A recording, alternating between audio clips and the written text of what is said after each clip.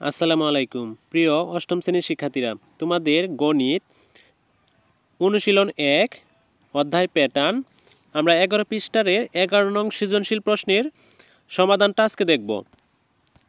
11 নংয়ে বলা হয়েছে নিচে জ্যামিতিক চিত্রগুলো কাঠি দিয়ে তৈরি করা হয়েছে। এখানে আমরা 3টি চিত্র দেখতে পাচ্ছি। তো ক নম্বরে বলা হয়েছে কাঠির সংখ্যা তালিকা করো। তো এটা আমরা এভাবে সমাধান করতে পারি। দ্বিতীয় প্রশ্নে বলা হয়েছে খ নম্বরে বলা হয়েছে তালিকার পরবর্তী সংখ্যাটি কিভাবে বের করবে তা ব্যাখ্যা করো। ছোট গতে বলা হয়েছে কাঠি দিয়ে পরবর্তী চিত্রটি তৈরি করো এবং তোমার উত্তর যাচাই করো। চলো এই অঙ্কের সমাধানটা আমরা করে নিই। আমরা প্রথমে ক নাম্বার দিয়ে কাঠির সংখ্যাগুলো তালিকা নির্মাণরূপ আমরা চিত্রে দেখতে পেয়েছি। প্রথম চিত্রে কাঠের সংখ্যা রয়েছিল 4টি এবং দ্বিতীয় চিত্রে কাঠের সংখ্যা রয়েছিল 7টি, তৃতীয় চিত্রে কাঠের সংখ্যা 10টি। তো আমরা লিখতে পারি প্রথম, দ্বিতীয়, তৃতীয় চিত্রটিতে যথাক্রমে 4, 7 ও 10টি কাঠি আছে। এটা হচ্ছে ক নাম্বারের সমাধান। তো আমরা খ নাম্বার অঙ্কগুলো দেখব। খ নাম্বারে লেখা ছিল কাঠির সংখ্যাগুলো তালিকা পদ্ধতিতে যাচাই করতে বলেছিল। তো কাঠির সংখ্যাগুলোর দিক লক্ষ্য করলে পাই কাঠির সংখ্যা প্রতিবার 3টি করে বাড়ছে।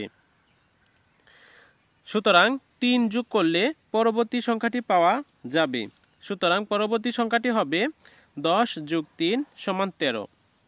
এটা হচ্ছে খ নম্বরের সমাধান। তো এখন আমরা গ নাম্বারটা দেখব। গ নাম্বারে বলা হয়েছিল সততা যাচাই করার জন্য তালিকা পদ্ধতিতে সংখ্যাটি। তো পরবর্তী চিত্রটি হবে, আমরা সৃজনশীল প্রশ্নে 3টি চিত্র দেখছিলাম। তো এখন আমরা চতুর্থ চিত্রটি আমরা আঁকব। চতুর্থ চিত্রটির জন্য আমরা প্রথমে বক্স করে নিলাম এবং সেটাকে 4টি অংশে ভাগ করলাম। এখানে কাঠির সংখ্যা 13টি, 1, 2, 3, 4, 5, 6, 7, 8, 9, 10, 11, 12, 13 এ হচ্ছে মোট 13টি। তো আবার খ হতে পাই তালিকা পদ্ধতির সংখ্যা হবে 13। সুতরাং উত্তরের সততা যাচাই হলো। এই ছিল 11 নং প্রশ্নের সমাধান। তারপর আমরা 12 নং সৃজনশীল প্রশ্নটি দেখব। 12 নং সৃজনশীল। তো এখানে দেখো দিয়াশলাইয়ের কাঠি দিয়ে নিচের ত্রিভুজগুলো প্যাটার্ন তৈরি করা হয়েছে। দিয়াশলাই মানে কাঠির মেজ, ওই দিয়াশলাই দিয়ে এখানে প্রথমটিতে 3টা কাঠি, দ্বিতীয়টাতে 5টা কাঠি, 1, 2, 3, 4, 5টা কাঠি এবং তৃতীয়টাতে 1, 2, 3, 4, 5, 6, 7টি কাঠি ব্যবহার করা হয়েছে। তো আমরা মোটামুটিভাবে শিওর হয়েছি যে প্রথমটিতে 3টি, দ্বিতীয়টিতে 5টি এবং পরবর্তীটিতে 7টি। তো এখানে ক নম্বরে বলছে চতুর্থ চিত্র দেয়াশলাইয়ের কাঠির সংখ্যা বের করো। খ নম্বরে বলছে প্যাটার্নটির পরবর্তী সংখ্যাটি কীভাবে বের করবে তা ব্যাখ্যা করো। গ নম্বরে বলছে শর্তমতো প্যাটার্ন তৈরিতে কতগুলো দেয়াশলাইয়ের কাঠির প্রয়োজন। চলো এবার আমরা 12 নং সৃজনশীলের সমাধানটা দেখি। ক নম্বরে দেখো চতুর্থ প্যাটার্নটিতে 4টি চতুর্ভুজ থাকবে, অর্থাৎ চতুর্থ ত্রিভুজে 1, 2, 3, 4, 5, 6, 7, 8 এভাবে আমরা এখানে প্রত্যেকটিতে 3টি করে 1, 2, 3, 4, 5, 6, 7, 8, 9 চতুর্থ চিত্রটিতে 9টি দেয়াশলাইয়ের কাঠি রয়েছে। তো সুতরাং চতুর্থ প্যাটার্নে দেয়াশলাইয়ের মোট কাঠির সংখ্যা 9টি। এ হচ্ছে 12 নং সৃজনশীলের ক নং প্রশ্নের উত্তর। তারপর আমরা খ নম্বর প্রশ্নের উত্তরটা দেখব। খ নম্বরে আমরা প্রথমে লিখব, এখানে প্রথম চিত্রে কাঠির সংখ্যা ছিল 3টি, দ্বিতীয় চিত্রে কাঠির সংখ্যা ছিল 5টি, তৃতীয় চিত্রে কাঠির সংখ্যা ছিল 7টি। প্রতিবার কাঠির সংখ্যা 2 ক যোগ 1 আকারে হয়। অতএব ক এর মান 4 বসিয়ে পরবর্তী সংখ্যাটির বের করতে হবে। তো এই হচ্ছে খ নাম্বার সৃজনশীলের উত্তর। তারপর আমরা সৃজনশীল প্রশ্নের গ নাম্বার উত্তরটি দেখব। তো গ নাম্বারে আমরা শর্তমত প্যাটার্ন তৈরিতে প্রয়োজনীয় কাঠির সংখ্যা 2 ক যোগ 1 লিখব। তারপর 2 এর জায়গায় 2 এবং ক এর জন্য শততমর জন্য 100 যোগ 1 টি বসিয়ে দিয়েছি। তো 100-র সাথে 2 যদি গুণ করি তাহলে 200 হয়, যোগ 1 সমান 201টি। এই হচ্ছে গ নাম্বার সৃজনশীল প্রশ্নের উত্তর। 13 নং সৃজনশীলে বলা হয়েছে 5, 13, 21, 29, 37, ...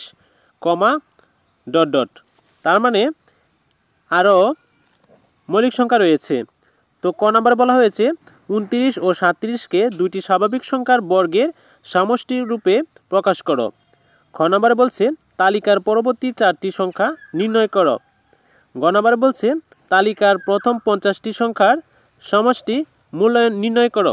চলো এবার আমরা 13 নং সৃজনশীলের সমাধানটা দেখি। প্রথমে আমরা ক দিয়ে 29 ও 37কে দুইটি বর্গের সমষ্টি রূপে প্রকাশ করা হলো। আমরা প্রথমে 29কে এমন দুইটি সংখ্যা দ্বারা খণ্ড করব যে সংখ্যাটি একটি বর্গমূল বা একটি বর্গ সংখ্যা। যেমন 4কে বর্গ করা যাবে এবং 25কে বর্গ করা যাবে। 25-এর বর্গ 5 এবং 4-এর বর্গ 2। তো সেটা আমরা ভাঙিয়ে লিখেছি 5 স্কোয়ার মানে 5-এর উপরে 2 মানে বর্গ যোগ 2-এর উপরে স্কোয়ার। তো ঠিক এটার মতোই আমরা 37কেও দুইটি সংখ্যায় ভাগ করেছি 36 যোগ 1। 1-এর বর্গ 1 এবং 36-এর বর্গ 6। 6কে যদি আমরা বর্গ করি তাহলে 36 পাবো এবং 1কে বর্গ করলে 1 পাবো। এই হচ্ছে 37। এটাই ছিল ক নম্বর সৃজনশীলের সমাধান।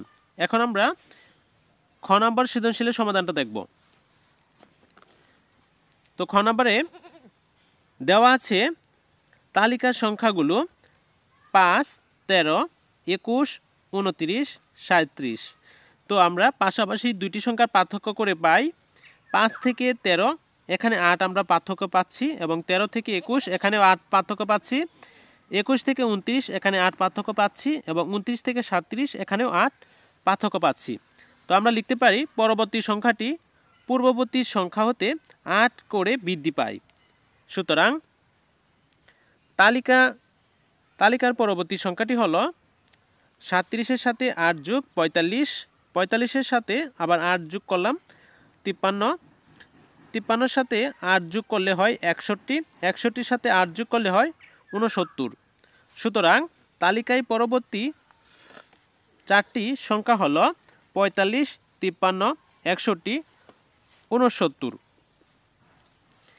তারপর আমরা গ নম্বর প্রশ্নের সমাধানটা দেখব। গ নম্বর প্রশ্ন বলা হয়েছিল 50টি সংখ্যা সমষ্টিক রূপে প্রকাশ করার জন্য। এখানে প্রথম সংখ্যা ইকুয়াল 5 ইকুয়াল 8 পূরণ 1 মাইনাস 3। 8-এর থেকে যদি আমরা 3 বাদ দিই তাহলে 5 পাই আমরা। দ্বিতীয় সংখ্যাটি 13, 8 যোগ 2, 8 দুগুণে 16, 16 থেকে 3 বাদ দিলে আমরা 13 পাই। তৃতীয় সংখ্যাটি 21, 3 8 24, 24 থেকে যদি আমরা 3 বাদ দিই তাহলে 21 পাই। দেখা যাচ্ছে প্রতিবার সংখ্যাগুলো 8 ক -3 বিয়োগ 3 আকারে পাওয়া যাচ্ছে। সুতরাং 50তম সংখ্যা 8 গুণ 50 বিয়োগ 3। তাহলে 50-এর সাথে 8 গুণ করলে হয় 400 বিয়োগ 3। 400 থেকে 3 যদি আমরা বিয়োগ করি তাহলে পাই 397 এবং পদ সংখ্যা 50। এখন এটাকে আমরা সমষ্টি রূপে সূত্রের সাহায্যে প্রকাশ করব। সুতরাং সমষ্টিকেল প্রথম সংখ্যা যোগ শেষ সংখ্যা ইন্টু পদ সংখ্যা, নিচে ভাগ অবস্থায় 2। আমরা প্রথম সংখ্যা 5 এবং শেষ সংখ্যা 397 পেয়েছি, তো তা বসিয়ে দিলাম গুণ 50তম সংখ্যা 50 এবং 2 দ্বারা ভাগ। তো 397-এর সাথে 5 যোগ করলে হয় 402 গুণ 2 দিয়ে 50কে কাটাকাটি করলে হয় 25। এখানে 25 বসিয়ে দিয়েছি এবং 402-এর সাথে 25 গুণ করলে হয় 10,050। তো এটার উত্তর 10,050।